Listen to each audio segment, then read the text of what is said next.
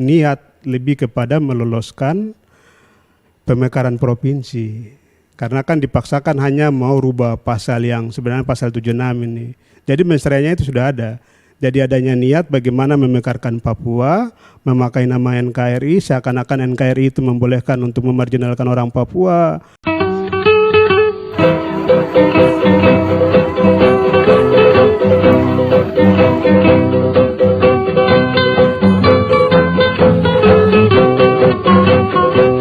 Bung Martin bisa menjawab apakah dalam proses terutama ini terkait dengan pemekaran daerah otonomi baru yang salah satu bahasan yang kita bahas hari ini itu memang aspirasi publik, aspirasi masyarakat itu posisinya selama ini di mana dalam proses pembentukan undang-undang, apakah memang seperti tadi disampaikan oleh Bang Ferry dilibatkan dengan intensif atau seperti apa? Karena terkait dengan DOP,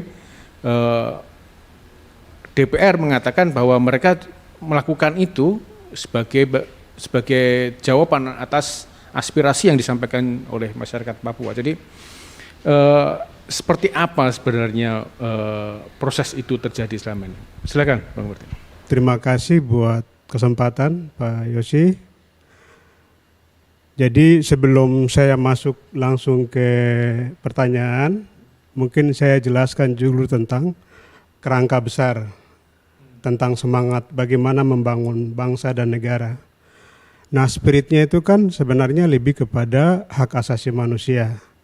Itu semangat bagaimana kerangka membangun negara itu kemudian bisa ada. Jadi kalau kita lihat misalnya roh dari semangat pembangunan sebuah negara itu adalah aspek hak asasi manusia, itu kemudian disepakati bahwa misalnya di pasal 1 itu Undang-Undang Dasar ayat yang kedua soal kedaulatan. Jadi kedaulatan itu kemudian ditegaskan itu adanya di rakyat begitu. Jadi pemilik kedaulatan itu rakyat. Atas semangat pemilik kedaulatan itu rakyat kemudian itu juga diturunkan, rakyat kemudian memberikan kekuasaan penuh kepada 3 elemen besar, yaitu eksekutif, legislatif, dan yudikatif. Nah, mestinya itu setiap kebijakan ataupun aspek produk-produk hukum baru yang hendak didorong itu harus mempertimbangkan aspek kedaulatan rakyat. Nah, ini yang kemudian penting untuk didalami. Bahkan kalau bisa kita lihat ini juga menjadi problematika tersendiri. Apalagi misalnya di Papua itu dikenal dengan penerapan desentralisasi asimetris. Jadi kalau kita bicara tentang penerapan desentralisasi asimetris itu wilayah kekhususan yang diberikan kepada suatu daerah, maka sudah barang tentu itu kemudian aspek kedaulatan yang sebelumnya itu secara makro itu kemudian diturunkan menjadi kedaulatan yang ada di wilayah di mana desentralisasi asimetris itu kemudian diberlakukan. Nah, itu dulu pandangan kita atau misalnya cara pandang kita.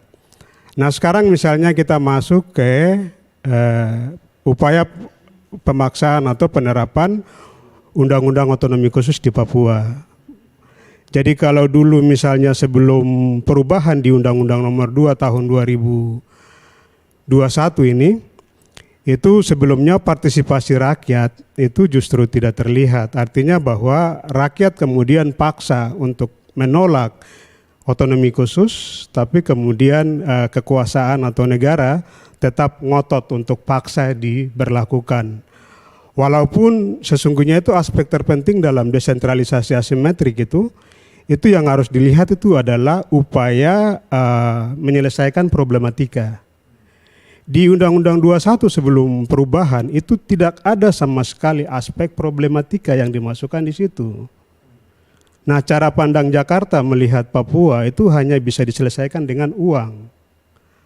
Padahal uang itu bukan bagian dari problematika, uang itu hanya sebuah sarana.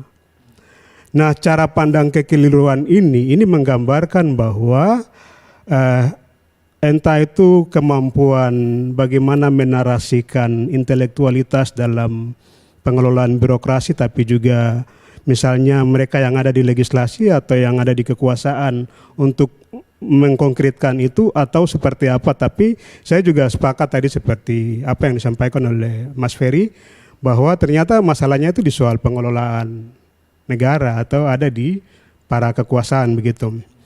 Nah kemudian yang masuk yang ke berikut itu, ketika partisipasi rakyat tidak ada, kemudian dipaksakan, problematika juga kemudian tidak dimasukkan dan Papua itu dianggap itu urusan uang.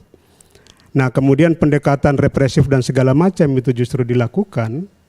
Bahkan misalnya provinsi itu kan tidak diberikan kewenangan-kewenangan yang sifatnya lebih kepada upaya-upaya proteksi. Itu justru mengakibatkan dampak adanya pelanggaran HAM yang begitu tinggi, tapi juga marginalisasi yang begitu tinggi. Nah kita bisa lihat dari riset yang kemudian dilakukan oleh LIPI. LIPI itu kan mengkategorikan ada 4 masalah besar. Nah kalau dalam semangat desentralisasi asimetris sendiri itu kita bisa lihat tentang adanya marginalisasi, pelanggaran HAM yang tinggi dan segala macam. Mestinya ketika negara atau pemerintah atau misalnya legislatif itu membuat sebuah rancangan undang-undang, itu aspek problematika itu yang mestinya harus dipikirkan dan dirumuskan dalam undang-undang supaya semangat desentralisasi simetris itu adalah semangat untuk menyelesaikan problematika. Ini tidak ada, artinya bahwa ini kekacauan sangat fatal yang justru sudah dilakukan. Nah kemudian yang berikut itu kita bisa lihat misalnya di soal perubahan ini. Undang-Undang 2 tahun 2001. Kalau kita cermati baik-baik itu pasalnya multitafsir semua. 2 pasal yang konkret itu hanya misalnya di pasal 76 dan 76 sama 68A. Ya kalau 76 itu bicara tentang pemekaran provinsi. Pemekaran provinsi itu diambil alih langsung oleh pusat. Ini kan sentralistik banget nih. Kemudian yang berikut itu misalnya di pasal 6A itu dalam rangka pelaksanaan otonomi itu dapat mendirikan satu badan dan badan itu justru diduduki oleh wakil presiden. Masa wakil presiden yang besar itu diturunkan sampai dengan seakan-akan dia setara dengan gubernur dan kemudian urusan penyelenggaraan desentralisasi itu terpusat ke dia begitu. Terus peran dari gubernur, DPR, MRP itu apa begitu? Padahal semangat desentralisasi asimetris itu adalah pemberian kewenangan sepenuhnya ke provinsi begitu. Nah argumen yang dikembangkan itu kan misalnya itu dibilang bahwa karena mereka tidak kelola keuangan yang baik. Nah ini kan bicara tentang pengelolaan keuangan ini kan masuk dalam kategori adanya dugaan misalnya tindak pidana korupsi. Nah kenapa tidak upaya penegakan hukum yang dilakukan misalnya? Kenapa kita menyembunyikan di narasi-narasi penipuan publik seperti begitu seakan-akan seluruh rakyat Indonesia itu tidak cerdas begitu. Ini kan juga bagian dari upaya-upaya bahkan pembodohan publik yang kemudian dilakukan oleh kekuasaan. Dan saya pikir ini sangat buruk. Kalau saya presiden yang macam begini saya copot semua. Ya karena merusak tatanan semangat konstitusional kebangsaan kita begitu. Kemudian yang berikut itu makanya itu kalau undang-undang ini, Undang-Undang 2 tahun 2001 itu bukan undang-undang otonomi khusus tapi undang-undang sentralistik. Padahal sentralistik itu kan kita sudah tinggalkan dia setelah reformasi. Makanya lahir yang namanya undang-undang desentralisasi.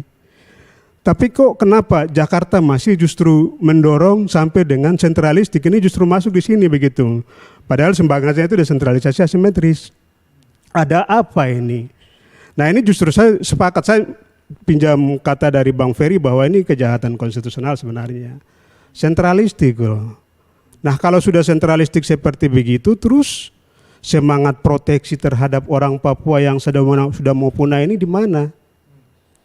Nah yang fatal lagi itu kan misalnya ini ada juga wacana yang memakai nama ini untuk kepentingan NKRI. Pertanyaannya kan sederhana, merusak tatanan kehidupan orang Papua, memarginalisasi orang Papua, apakah itu kepentingan NKRI? Atau orang Papua itu bukan bagian dari itu begitu? Nah saya cuma khawatir jangan sampai ini kepentingan pribadi-pribadi orang dalam pengelolaan kekuasaan negara yang justru merusak segala macam tatanan. Dan saya setuju juga tadi disampaikan oleh Mbak tadi itu, Mbak Titi tadi itu bahwa memang problem kita juga itu ada di soal legislasi. Ini rusak sekali. Jadi mestinya legislasi itu mempertimbangkan aspek-aspek yang krusial. Ini justru lebih kepada kepentingan muatan-muatan tertentu. Atau misalnya masuk lagi itu ke soal partisipasi publik. Misalnya di pasal 96 Undang-Undang Pembentukan Perundang-undangan itu kan sudah jelas itu dibilang bahwa salah satu syarat penting itu kan soal partisipasi publik. Ini rakyat Papua tolak otsus. RDP yang mau dilakukan oleh MRP pun itu dibatas-batasi, dihalang-halangi. Artinya satu aspek ini tidak terpenuhi, tapi kemudian dipaksakan. Jadi syarat formilnya itu sebenarnya luntur. Tapi negara tetap ngotot. Nah ini juga pertontonan yang sangat buruk begitu, seakan-akan negara itu sudah menentukan semua begitu. Padahal negara hanya melaksanakan kedaulatan rakyat melalui perangkat-perangkat dan tugas mereka yang secara ini sebenarnya kan sudah jelas sama sekali. Nah yang berikut itu saya pikir sebenarnya itu perubahan Undang-Undang 21 itu ada niat lebih kepada meloloskan pemekaran provinsi. Karena kan dipaksakan hanya mau rubah pasal yang sebenarnya pasal 76 ini. Jadi mensreanya itu sudah ada. Jadi adanya niat bagaimana memekarkan Papua, memakai nama NKRI, seakan-akan NKRI itu membolehkan untuk memarginalkan orang Papua, kemudian melakukan kekerasan dan segala macam begitu. Dan padahal ini kan juga harus juga begitu. Nah justru orang-orang seperti begini yang memaksakan kehendak-kehendak begini, ini kan yang juga kemudian membuat orang Papua kemudian juga tidak percaya kepada negara. Bahkan ada cara pandang orang Papua itu mereka melihat bahwa negara ini bagian dari penjajahan baru begitu di tanah Papua, karena sepanjang sejarah dan perjalanan Papua di Indonesia itu tidak pernah ada pendekatan-pendekatan yang lebih humanis, walaupun itu pernah dipraktekkan oleh Gus Dur. Dan mungkin satu-satunya presiden yang mampu untuk bagaimana bisa mendorong upaya-upaya perdamaian itu hanya Gus Dur saja. Nah yang berikut itu misalnya sekarang kalau bicara tentang DOB. DOB itu rakyat Papua hari ini sadar bahwa DOB itu hanya menghancurkan tatanan kehidupan mereka, merusak lingkungan, merusak semua, merusak lingkungan, memarginalkan mereka dan segala macam. Karena pemekaran kabupaten-kabupaten baru saja itu justru di kabupaten-kabupaten masyarakat asli itu mengalami marginalisasi yang sangat signifikan begitu. Nah, apakah kemudian dengan pemekaran DOB itu negara bisa jamin bahwa tidak akan ada misalnya kekerasan terhadap rakyat Papua atau pelanggaran HAM? Kemudian yang berikut itu di soal marginalisasi dan segala macam seperti riset yang dilakukan oleh LIPI. Ini kan tidak ada jaminan sama sekali, apalagi misalnya perubahan undang-undang yang juga ugal-ugalan tapi tidak jelas seperti begitu. Tapi motifnya itu ya lebih kepada upaya untuk memekarkan Papua menjadi beberapa wilayah begitu. Nah yang terakhir itu misalnya soal mungkin saya ini kasih pandangan saja itu soal militeristik ini. Apakah militer kemudian bisa menjadi ini segala macam. Kalau saya kalau kita bicara dalam ranah regulasi ya, ranah aturan segala macam, ini kan soal kepentingan-kepentingan para pembuat aturan segala macam. Dan dengan mengabaikan tentang hal-hal yang substansial, hal-hal yang esensial. Misalnya itu soal semangat reformasi. Reformasi itu kan sebenarnya mau memisahkan antara mana ranah publik dan mana ranah militer. Tapi sekarang justru itu mau dimasukkan kembali lagi. Nah kalau dalam konteks Papua itu yang namanya tentara sama polisi itu orang lihat sebagai aktor kejahatan pelanggaran kemanusiaan di tanah Papua. Itu cara orang Papua melihat bahwa kalau pejabat itu basicnya tentara atau polisi, itu mereka aktor. Sementara satu hal yang penting itu ketika mereka entah itu mau pejabat seperti pejabat karateker misalnya, nah ini mereka kan akan melaksanakan, mereka ini kan juga bagian dari pemimpin publik walau sifatnya misalnya administratif ya, tapi mereka ini tetap pelaksana ini pemimpin publik begitu mereka. Nah, sementara rakyat melihat dengan cara pandang yang berbeda seperti begitu, terus tapi kemudian Jakarta memaksakan proses yang seperti tadi, ini kan juga buruk begitu. Artinya mungkin saya justru melihat apakah ini minim pengetahuan dari para pengelola birokrasi melihat ini Nusantara atau melihat daerah-daerah secara keseluruhan, atau seperti apa begitu.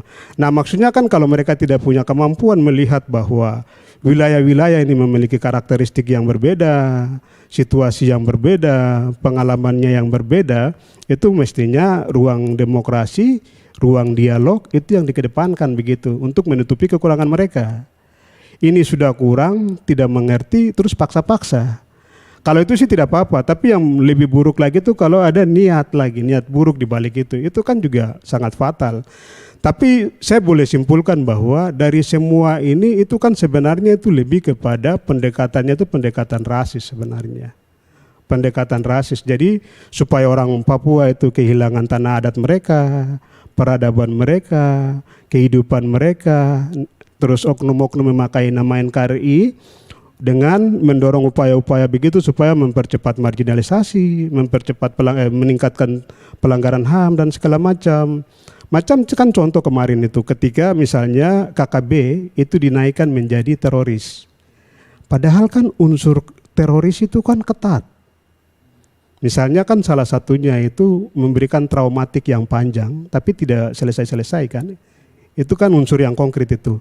Ini kan mereka berjuang. Itu TPNOPM ini kan mereka hanya berjuang untuk ideologi. Mereka tidak memberikan traumatik yang panjang. Begitu masa itu kemudian bisa dibilang sebagai teroris begitu. Artinya bahwa dengan itu dinaikkan teroris kan kemudian dilakukan represif yang berlebihan begitu. Terjadi pelanggaran HAM yang tinggi segala macam. Nah, yang saya mau bilang bahwa ini memang ada salah satu cara pandang yang salah, tapi juga ada kepentingan terselubung. Tapi semua itu dibungkus dengan pendekatan rasisme yang mestinya itu semua warga di seluruh Indonesia itu harus kritisi. Nah, pendekatan rasisme atau contoh rasisme konkret yang kita bisa lihat itu, misalnya Indonesia ini kan terbagi menjadi dua rumpun besar ini, ya kan? Mestinya itu sharing distribusi power itu, sharing kekuasaan itu juga penting. Contoh menteri atau wakil menteri dan presiden lah ke depan itu kan bisa dipikirkan. Kalau presiden itu misalnya dari Melayu, wakil presiden mestinya itu kan harus dari Melanesia. Atau kalau presiden, dan itu dibikin rolling begitu, presiden dari Melanesia, ini terus wakil presiden dari Melayu. Atau begitupun dengan distribusi kementerian. Misalnya 50% itu dari Melayu, 50% dari Indonesia begitu. Jadi cara pandang kita itu lebih kepada bagaimana cara pandang kebinekaan begitu, bukan dengan semangat untuk meniadakan kelompok-kelompok tertentu hanya untuk mempermulus kepentingan-kepentingan misalnya investasi, pengurasan sumber daya alam, dan kekerasan-kekerasan yang lain begitu. Padahal di Mukadimah kita itu kan sudah tegas bahwa yang namanya penjajahan itu harus dihapuskan begitu.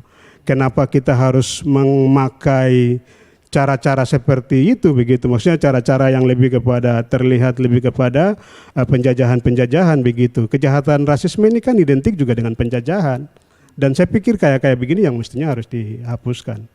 Mungkin dari saya demikian, terima kasih. Terima kasih, Martin.